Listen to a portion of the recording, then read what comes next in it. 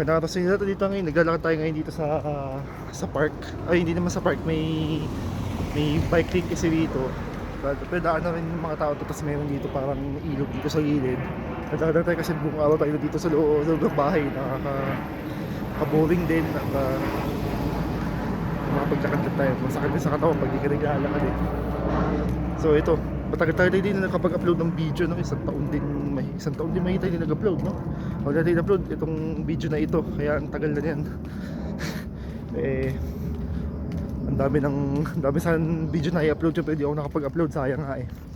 Pero ito, subukan natin mag-upload din ng video para naman mabuhay-buhay yung channel natin, dahil sayang naman kung di natin itutuloy itong pagbibideo na ito.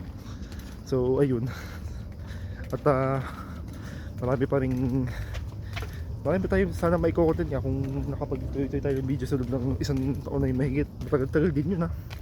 At syempre nung inumpisa natin to, may mga hindi rin tayo na-upload. Marami tayo rin content tayo na-upload. Marami mga araw din yung nasayang.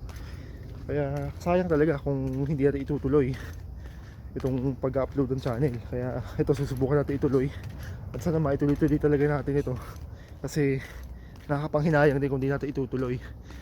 So yun, dito tayo ngayon, naglalakad tayo.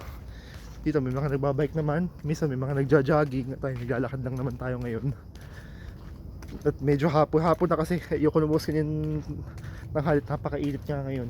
At tag-init nga dito ngayon ito sa Italy, kaya kailangan mas maganda hindi ka muna lalabas kung hapon, ay kung kasagsagan ng araw. Habang tirik yung araw, mas mainit talaga hindi ka muna lalabas dahil nakakapaso yung init sa balat. Kaya mapapansin naman yung lugar dito, medyo ayun nga, may ilog dito, parang ilog dito sa gilid natin. Ito parang medyo rural area na rin, dahil dito naman wala labas ito ng city center eh. Kaya mas marami na dito yung mga lahiban o yung mga lugar na wala pang pinakatayong mga gusali, mga bahay o kung ano-ano pa man. Hindi na dito na yung halos mga highway, o dito yung mga linya ng kuryente, yung mga nakalinya dito, ayan. So tas medyo tahimik na dito sa lugar na to. At kaya mas gusto ko nga mag-video nga dito, dahil nga tahimik yung lugar. At mas maririnig yung sinasabi ko dito, katulad nito, dahil nga wala masyadong ingay ng mga sasakyan at kung ano-ano pang ingay na makakagambala dito sa pagbibideo natin, sa pagkuha ng video dahil sa sound.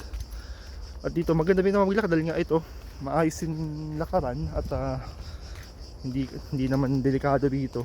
Kung maliwanag dito, kaliwanag naman, hindi naman ganun kadelikado dito. Kahit siguro kahit gabi, madilim. Pero syempre, pag ganun syempre, mag-ingat ka na rin naman. Pero ngayon maliwanag, napakaganda maglakad dito. At talagang mas maganda nga lalo dito kung umaga ka mag-upload. Kung umaga ka maglalakad dito, talagang pampagising sa umaga. Ngayon hapon natin pinili, dahil nga nakataba talaga ng boss kanina at may mga ginawa rin naman tayo. Kaya ngayon ko lang hapon pinili lumabas para makapag gawa nitong vlog na ito, para naman mabuhay-buhay ng channel natin. So yun, habang naglalakad tayo dito, may nakita tayo dito isang gusali. Ayan, luma na siya. At yun, wala na nga halos yung bubong, tukulap na. Pero napakaganda nung pagkakagawa. Alam mo, parang luma talaga ito. Napakaganda nung gusali, gawa sa bricks. Tapos yan, nakabandona na siya at wala na siyang, hindi na siya na-okupado. Tapos ayan, meron ditong tulay na gawa sa bakal, sa steel. Ayan, ito itatawirin natin. At ayan, ito yung iba pang daanan ng tubig dito. Ayan, napakalawak din dito. At ayan, meron dito sa isang parte na parang hinahati. Ayun. At marami nga ditong makikita. Ayun, ang lakas ng agos ng tubig. Ang ganda. Maganda ditong picture. Ayan. So ayun. Ayan. So tuloy natin sa paglalakad dito sa area na to. Dito naman sa part na to, merong expressway dito sa itaas. Kaya ang nangyayari dito naman ay kailangan na nating yung pumailalim dito. Tatawirin natin yung ilalim nung expressway. Nasa gayon, tuloy pa rin yung daanan. Yun ang ginawa nila lang dito. At yun, dito sa ilalim lang. Kaya dito mag-iingat kayo kung magbabike kayo, dahil baka makatama kayo dito. Dito kayo mag-iingat. Ayan nga, pakurba yung daan at medyo delikado yan kung hindi kayo mag-iingat. So ayun. So bali ando sa dulo park na yun, doon sa dulo medyo malayo pa na konti, pero konting lakad pa yan. Kung mapapansin nyo dito, merong linya ng tren dito. Ay, katulad niyan sa taas, may dumadaang tren. kaya yan yung subway pa rin ng Milan. Pero kasi ito dahil nga nasa labas na ng city center, nasa labas na ng city center ng Milan, ang nangyari dito ay above ground na siya, o kung hindi man above ground, on ground, nasa lupa talaga, level. Yun yung ginawa nila. Kaya lang naman talaga nila ginawa sa ilalim doon sa city center dahil hindi naman po pwede magtayo ng malalaking infrastructure na katulad yan doon na makakagambala sa itsura o sa imahe ng syudad. Kailangan nasa ilalim dahil nga mas maganda yung nasa ilalim. At mas okay naman nga dahil nga kung isipin natin kung ginawa nila ganito doon sa city center, una sa lahat hindi talaga po pwede dahil hindi magkakasya dahil napakasip ng kalsada doon. At pangalawa, hindi talaga magandang tingnan kung ganyan ang gagawin doon. Papangit talaga yung syudad kapag ginawa nila ng ganito. Pero talagang hindi talaga po pwede. Unang-una pa lang, doon nga sa unang dahilan, hindi talaga uubra yung ganitong paggawa ni Pascua. Pero dito sa parte na to, na medyo suburban area na, pwede itong ganitong sistema ng paglalagay ng release ng tren para sa metro line. Bali ito na yung park na sinasabi ko kanina, yung kanina nakita nyo sa video na malayo-layo pa. Dito tayo ngayon at dito na din tayo magpapahinga muna at babalik namin tayo mamaya doon sa pinanggalingan natin mamaya para dito na masyadong makalayo-layo dahil napakahirap pa, hindi naman sa mayor, medyo magdidilim na kasi mamaya. Pero makikita nyo, ayan, hinihalakaran ko ito ngayon daanan na dire-diretso at makikita nyo, ayan, diretso pa yung daanan na yan. Syempre gusto ko pa sanang lakarin to pero hindi na po pwede dahil hapon eh. Kailangan na natin umuwi maya at titigil lang muna tayo sa area na to at dito muna tayo papahinga ng kaunti dahil maglalakad din tayo maya pabalik. So ayan, napakaganda po dito sa lugar na to guys.